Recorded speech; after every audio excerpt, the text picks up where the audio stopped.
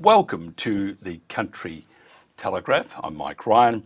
We're going to look at a few issues today, which is pretty wild to say the least. Our first guest is Chris Muldoon. He's a committee member for Oberon Against Wind Towers. First of all, Chris, thanks for joining us. Yeah. Can you just tell me how Oberon, tell us about Oberon, and also how it generates wealth for the region? Well, Oberon is about 3 hours west of Sydney.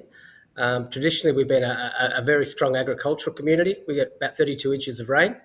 We're also really a timber mill town.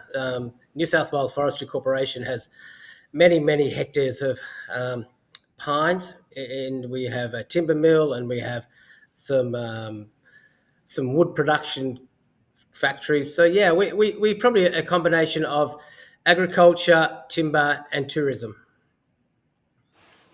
Could you tell me about, because the government is, obviously is looking after the rural sector, not. Can you tell me how many new renewable energy projects are proposed in your area? Well, we would classify that we're inside the Central West, and we have at least 6 wind farm proposals on the table. Oberon was the first community with a project called Paling Yards, which was first mooted about 20 years ago. It's been through about 3 ownership changes.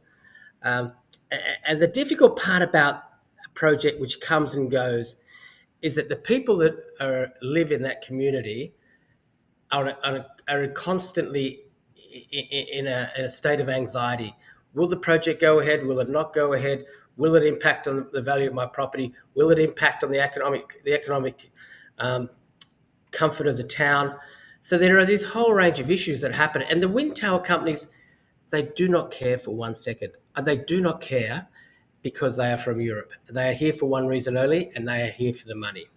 So that was been hanging around for 20 years. And there's the next major one, which is born from a change of policy put forward by Matt Keane in 2022, in which he said the Forestry Corporation of New South Wales is not making enough money. We need to speed up this energy transition. Why don't we put wind towers inside a pine forest? So they thought it was a great idea. They put legislation through. It went through. Forestry Corporation went through a tender process. They appointed, of course, European developers who came through, and they said, okay, Oberon, your small little town of Oberon, we're going to smash your community with 250 wind towers at least, and they're going to be 300 metres tall. And the analogy we use is that Manhattan in New York City has 100 towers that high. We're going to have 200. We're going to have 300 of them, 250 of them at least. So it's really hard to fathom, the impact of having 250, which is the height of centre point tower, 250 centre point towers in a small town like Oberon. The reason they're doing it is because, they say we can cut some corners here. We own the land. It's Forestry Corporation land. We have existing transmission lines, so we can build nearby. We don't need to build any new transmission. And we're 1,000 metres in the air, so we have some wind. But what they don't take into consideration is the economic, the environmental, and the social impacts. They just don't care about that. This is just about getting these towers up as quickly as possible. So as a community, we're not happy about this. We think, and as a group, we say there is a role for renewable energy in Australia. I don't think anyone doubts that, but it needs to be done in a more considered, and strategic way. Don't just come in and smash communities. Find communities whereby it actually works. If you went 2 hours west of Oberon, there are a number of communities out there, and it's been proven. They say, look, we have no other industry out here apart from agriculture. We're not a very lucrative farming community. We don't have any tourism. We don't really have any other industries. We would be happy to host a number of wind towers out here. So there is an option. There is an option. You don't need to go to communities where they don't want to. You don't need to go to communities where it would destroy the amenity. It would destroy the infrastructure. It would destroy the tourism sector.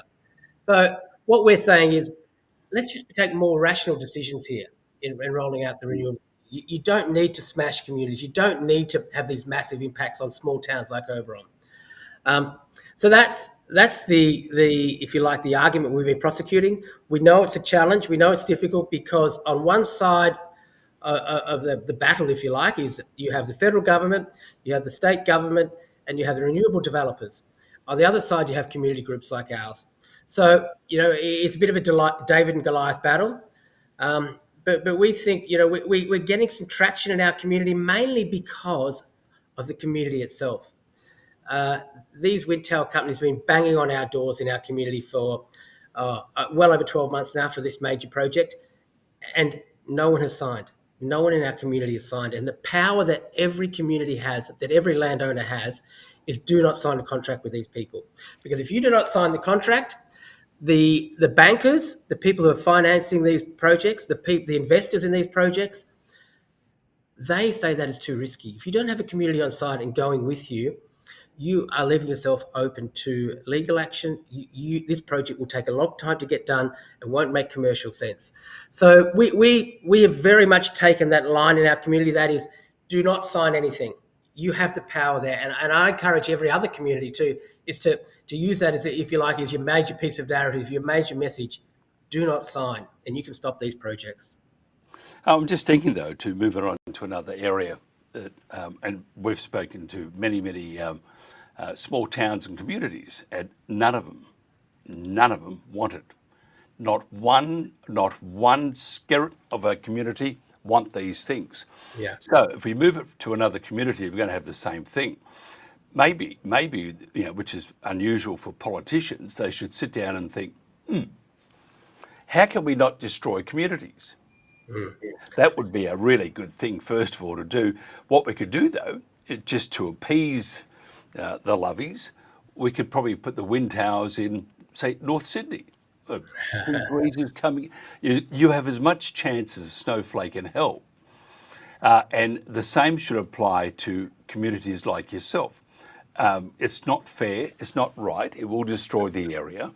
If you've got 300 of these terrible turbines, windmills, as Donald calls them, you're going to create nothing but an abysmal outcome. And even then, the economic factor on whether they work, because not only do you have to change the whole infrastructure of carrying the energy, because it's much denser than the energy we have now, we have to make sure it works. Now, the renewable company that was around, a private one, it went belly up. Federal government had to get it back on track again to the tune of about 500 million, $500 million. Can't keep doing that. And if they went broke, obviously economically it's not as good. Now, you talk about the European companies, they don't care at all. They don't care about you. They don't care about Australia. They care about the bottom line, don't they?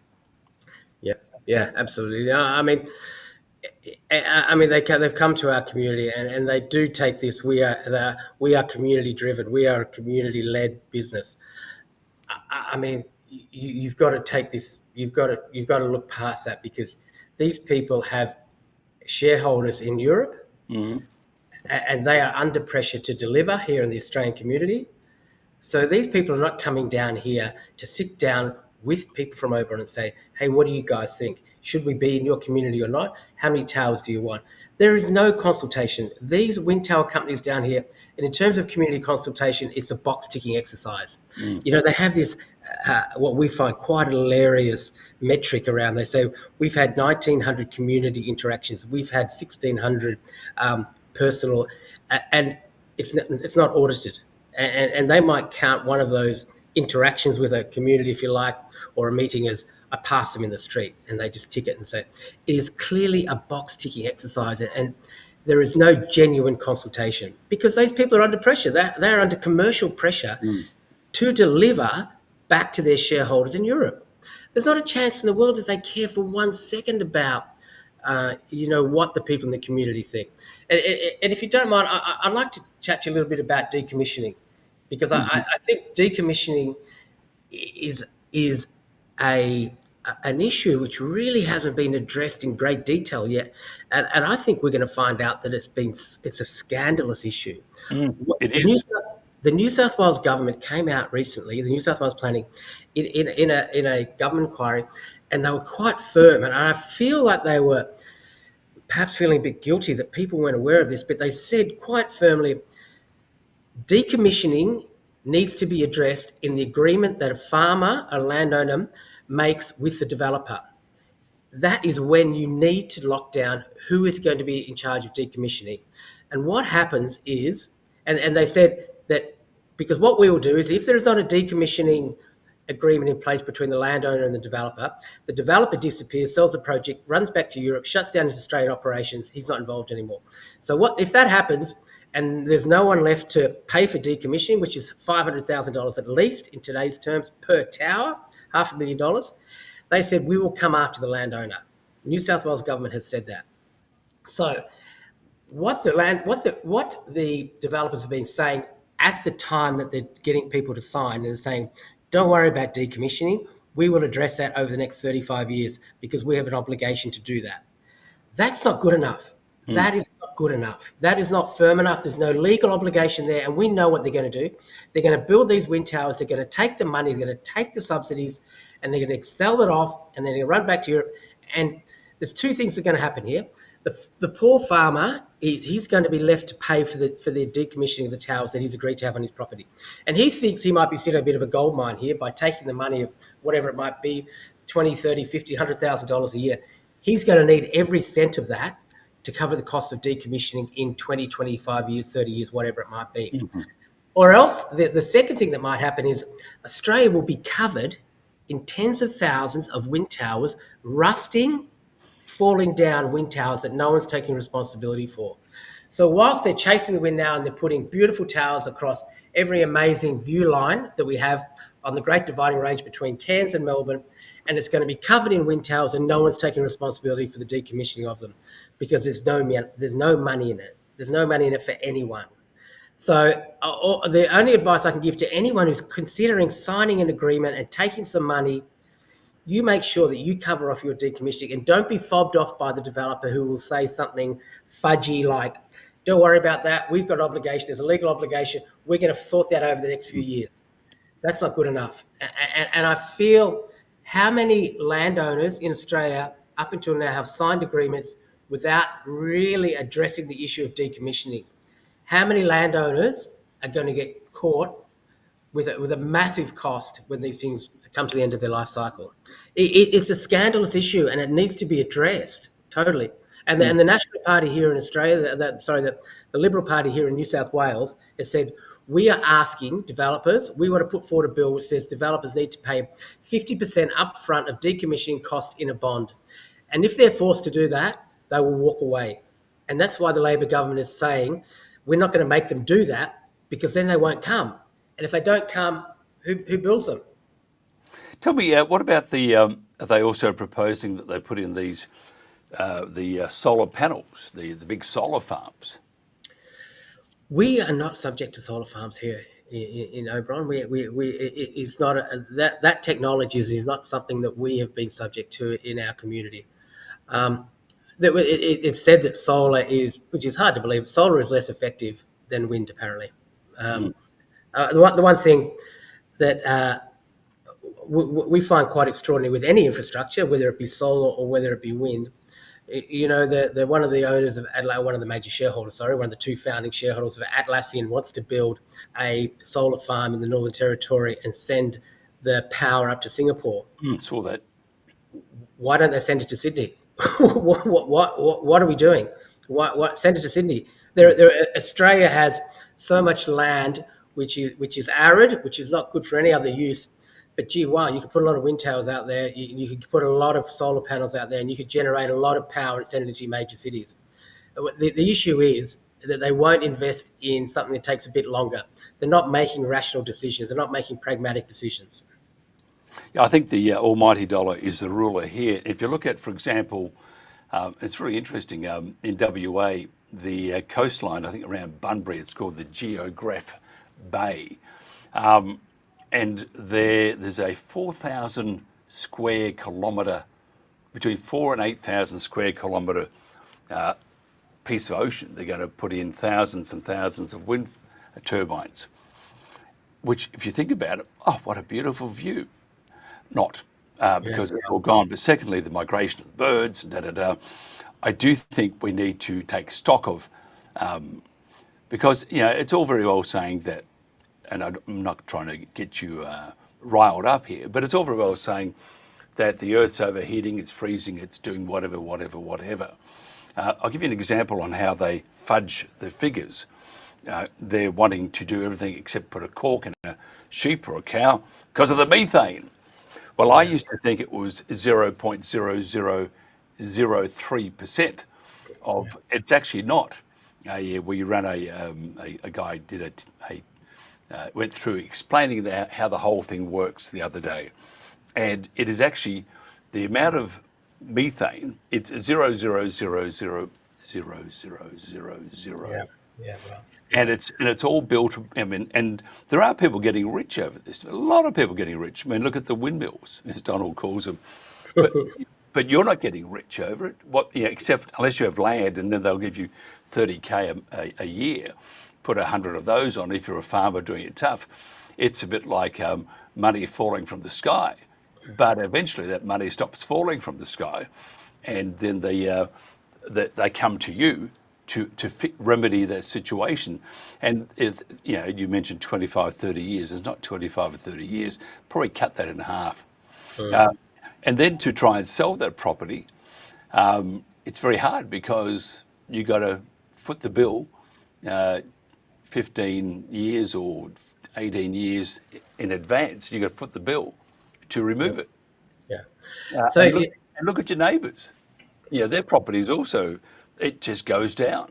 So they haven't thought about it. And I think governments they all follow each other. I mean, they all have a book on. We've got to call it a climate catastrophe. Yeah. And I was talking to my brother the other day. Just Chris, this guy, my brother was saying, it's climate change. I said the oceans are really rising. Yeah, they are. Look at Tuvalu, according to NASA, the land mass is increasing. Yeah. Right. So there's one thing. And second thing is, and I keep forgetting the name of it, the port as you come into Sydney Harbour, and they've got this beautiful entrance, but old fort there, and there's a mark there with the ocean level, and headlines would read, "Oceans have risen 0.000%."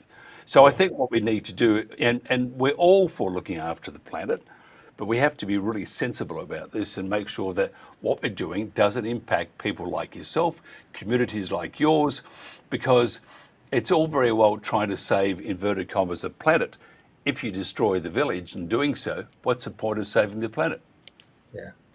I think with the difficult part about selling this concept to farmers is that everyone knows that the carbon emissions in the world, Australia produces less than 1%. So what you're asking farmers is to take transmission lines, and you don't get a choice. They come through the middle of your property. They chop it in half, and they decrease the value of your property. And they put these wind farms up, and they acknowledge that Australia on its own will not have any impact whatsoever on climate change. None whatsoever. And they acknowledge that. Everyone acknowledges that. But they still want to throw our economy down the toilet. They want to ruin communities. They want to ruin people's lives. They want to take away generational income, generational wealth from farming communities. They want to destroy people's lives, multi-generational farmers.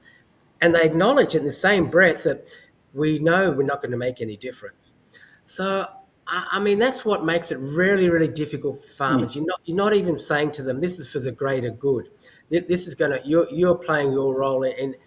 We're not. We're not going to make any difference.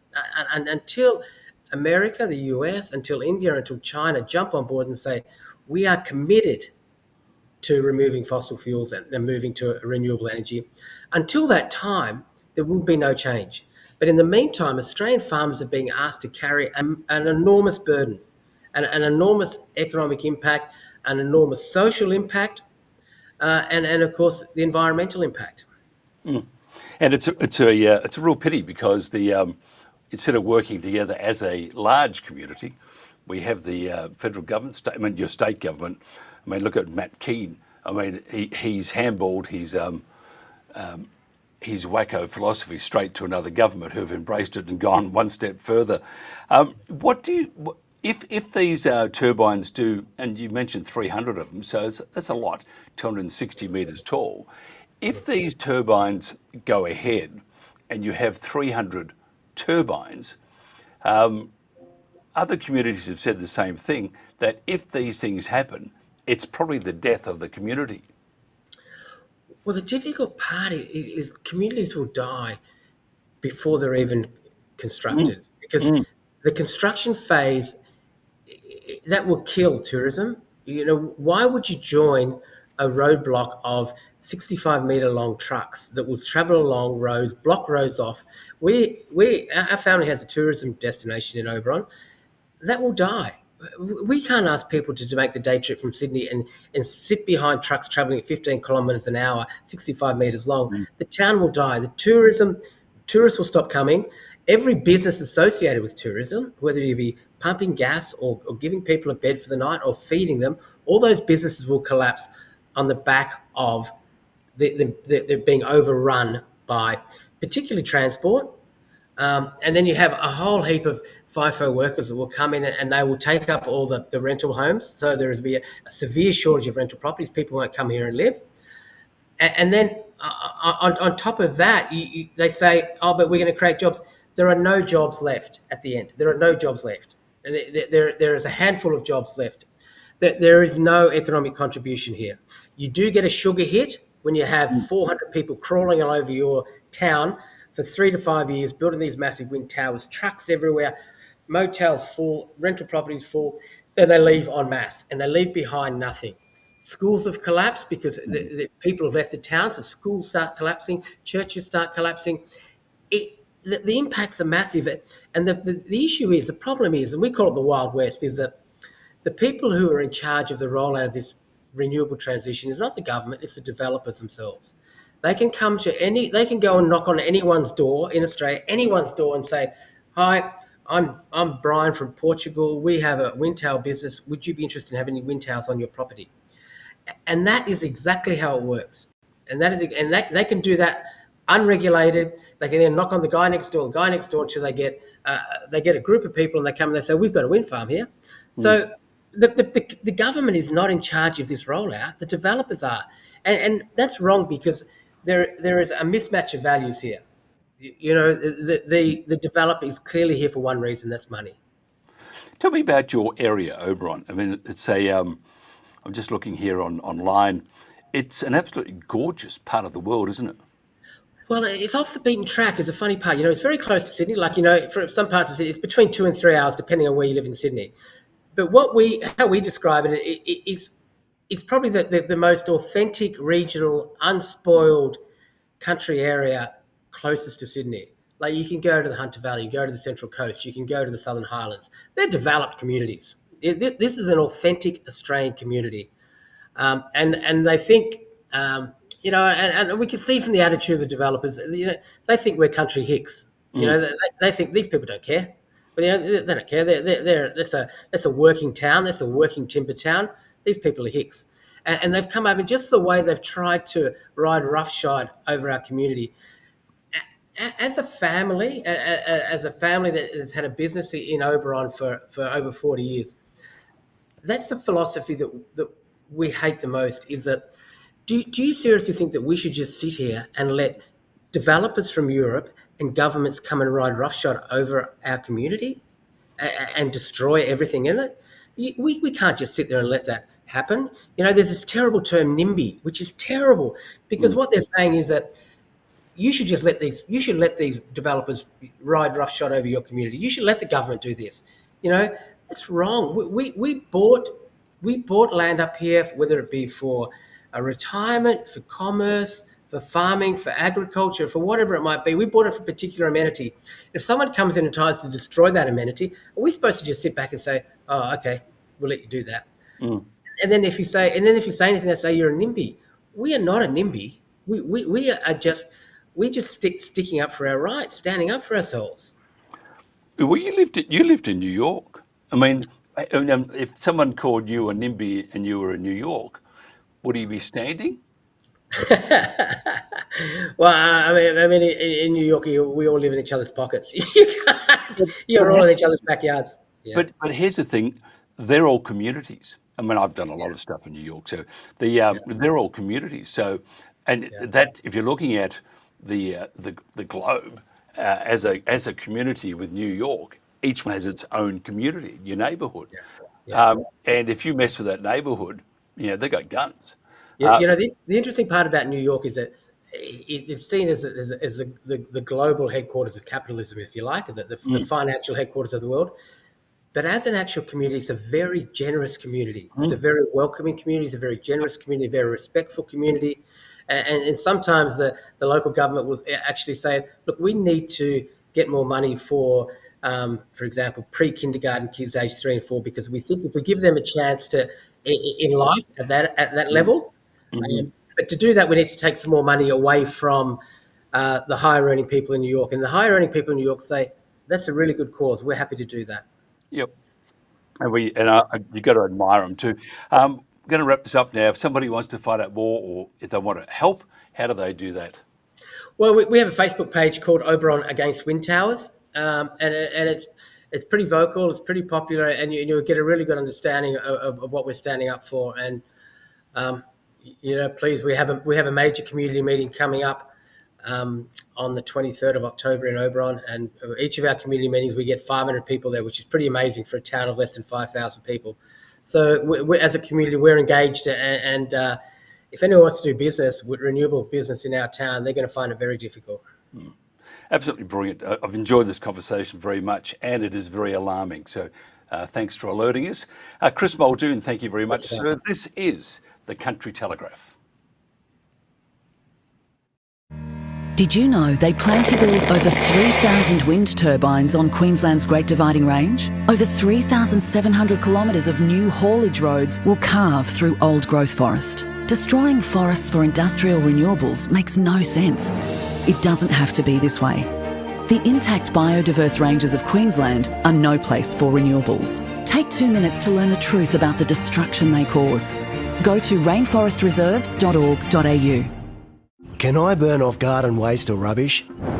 During a fire danger period, I can't.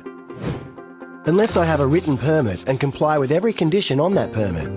There should be a person present at all times, and I need to completely put out the fire before leaving. During total fire ban days, I can't burn off at all, even if I already have a permit. All fires are strictly banned. Learn more about burn-offs and how to follow the rules by visiting cfa.vic.gov.au/can.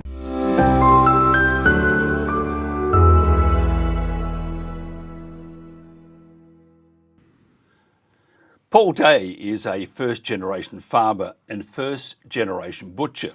They run approximately about 200 acres of land in Norfolk, Cambridge and Fenland borders, where they are regenerative farmers producing dairy, beef, pork, poultry and chicken direct to the public, either via an online shop, farmers market, and a few open hours at the farm. First of all, Paul, thanks for joining us. Thank you for having me. Yeah. Yeah, it's just funny. I was thinking about a bacon sandwich before. It's just terrible. Maybe you're the guy I should pop into. I mean, I do feel sorry for the pig, by the way, but I mean, someone once said, but they're delicious. And that's good for you, isn't it? Yeah, and if we didn't eat them, we wouldn't have any pigs, would we? So it's best that we do. Tell me about your farm. Yeah. Tell me about and your ethos, because it's you are basically almost in harmony with nature.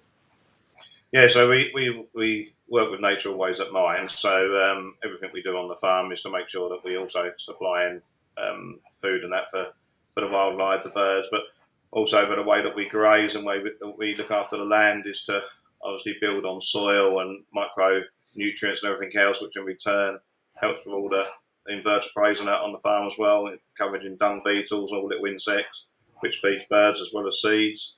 And we just move cows every sort of 2 to 3 days to fresh paddock, leaving plenty of residue behind where we can, trying to build a bit of resilience into the farm. So. But when you rotary hoe the land just to give it some breathing, you don't use a bullock, do you? No. So Okay. so we don't do any rotary hoe if we can help it, and if we do need to do some hoeing, we just started using pigs for that job. Yeah. Well, fantastic. Tell us about regenerative farming. I mean, and how hard it is. Is it? I mean, because you're surrounded by neighbours too. So what you do on your farm is also, in a way, you have impact from what your neighbours do. So if they use sprays and stuff, it's going to go. You know, if the wind's blowing, it'll go to your land. How do you combat that? How is it? And how do you maintain the whole ethos? Because sometimes there are some things you can't help. So we can't stop what's coming from the neighbours, and that just happens, doesn't it? So, but we got into regenerative. We didn't know it was a regenerative farming. We just decided that we didn't want to use chemicals and fertilizers, mainly because of a trial we did on fruit growing, where we would test the residues within fruit, organic or normal conventional fruit, and we found that there's anything up to 28 detectable residues within an apple grown. And then we worked to try and reduce them using conventional chemicals, and we could get some of them down to sort of 0 to 3 detectable chemicals. And then we thought, well, really, we want to do this with our meat. We don't want, if we're using routine inoculations or routine weed spray, routine fertilizer applications, all of that's got to come through to your meat, which is obviously probably not as healthy. But when we started, we didn't realise there was such a thing as regenerative farming. That's something that we found out a few years ago. So finding that out through YouTube and a lot more information available on it has helped us become more regenerative. Do you think, because you're supported entirely by the government, not, and I wanted to find out. I'm trying to get some video on all the farmers, rolling up into Liverpool and supporting Starmer. I'm sure they have their own way of saying how much they admire him. Oh, we love him. Yeah. And maybe though, because you have an online butchery, and maybe we're going to have a leg of Starmer. Yeah. Well, got to be careful what we say online now, isn't it? Yeah, that's right. Sorry.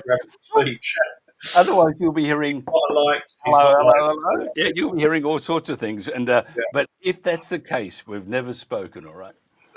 Sounds good for me. Yeah. What about keeping the animals healthy? Because if you're not using chemicals or medicines of some sort, how do you do that? So we've noticed when we reared pasture poultry, which we now move chickens daily on grass in like what we call little chicken tractors. We've noticed that the respiratory diseases and everything that we're getting within chickens it's just disappeared. When we have chickens in the in static pens where we don't move them and patch after patch will go in there, we found that we'd have respiratory growth problems. So moving daily, we've got less worm burden. They're not around their manure all the time. So we're just finding a lot healthier animal. With the cattle, we're not needing the worm because they're not going back to the same bit of grass where they would have shed their worms. Plus, with the mix of species and that you're growing, the forbs and that, you've got some worming activities within that. Just selecting better genetics on pigs and cattle as well. So we're not using routine inoculations either. And that's took quite a long time to selectively breed healthier animals for that. But now we're getting there. We're definitely seeing a difference that we're not using antibiotics. We're not using inoculations. We're not using routine wormers. And just got a healthier flock of animals altogether, really.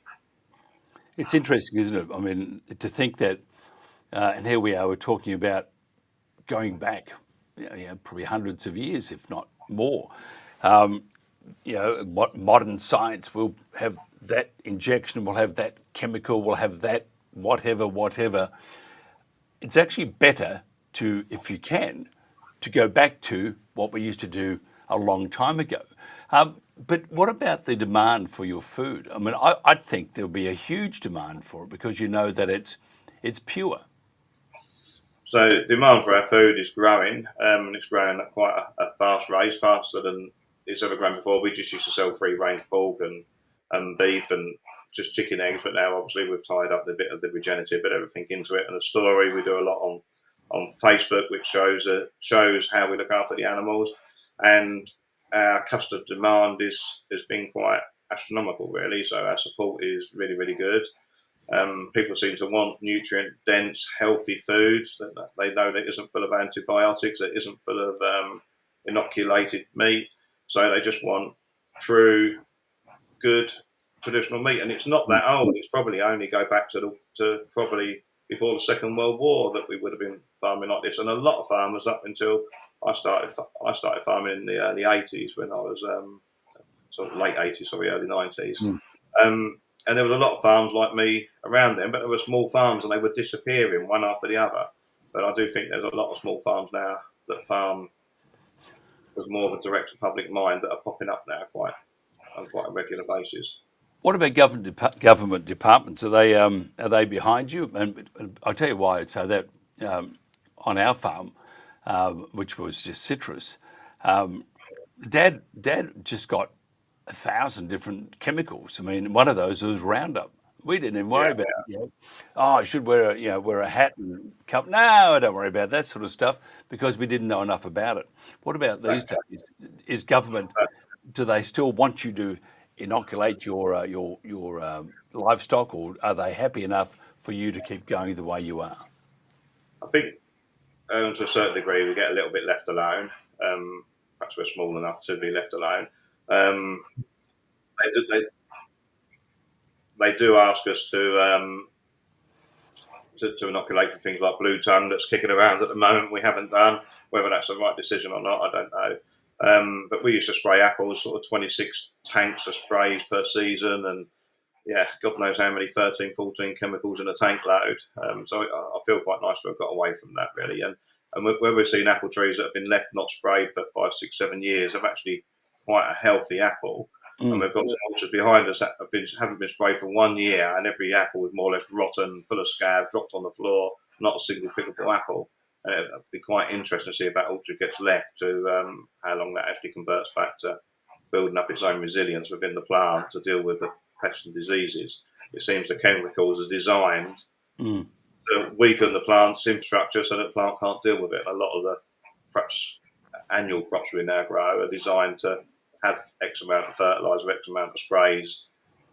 It just seems that we're tied up in a big ball that most of our money is paid out to the chemical companies and machinery companies now, with machinery being so high. Do you see the whole ethos, the whole regenerative farming, do you see it getting stronger and stronger so that maybe one day in the future, if there's any farms left in the UK, that we, and I'm half joking about that too, because you look at what Starmer wants, he wants you out, and that's as simple as that. But do you see though if providing you still got a farm and you don't have to be a gigantic farm, do you see that perhaps this will be the way of the future? I think seeing how our business has developed and grown over the last few years, I do really think this is the way of the future. I think there's a lot more information out there. There's people like the Carbon Cowboys and Greg Judy and Polyface Farm on the internet. You can find them all on YouTube, and they're quite a big inspiration. The fact that the supermarkets quite like the idea of the regenerative brand as well. So I think for smaller farms, even down to a few acres, if you can get the community behind you, and I'm sure you can make it profitable and keep us going. So maybe keep us going for another generation. Let's hope anyway.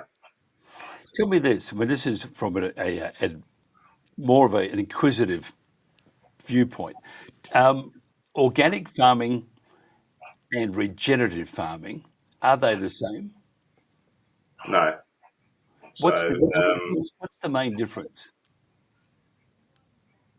I think if you adhere to the Soil Association set of rules, it's slightly different. Regenerative, I think it's just adaptive. You just got to keep changing. We can with regenerative, we can use inoculations, we can worm, we can use protein feed that isn't organic. There's quite a criteria that everything's got to be organic or more or less organic to go through an organic thing. Plus, you've got to pay quite a nice lump of money to be £700-800 a year to have an organic stamp on your produce, which I think is an unnecessary cost. And we're probably beyond organic because we really have gone that much further trying to regenerate the land in different in different ways, if that makes sense. So, What about supermarkets? Are they starting to put their hand up for some supplies too? not direct to us, but we wouldn't talk to supermarkets. We won't talk to any small chains or anything like that. We don't really like restaurant trade. We take a little bit of it on.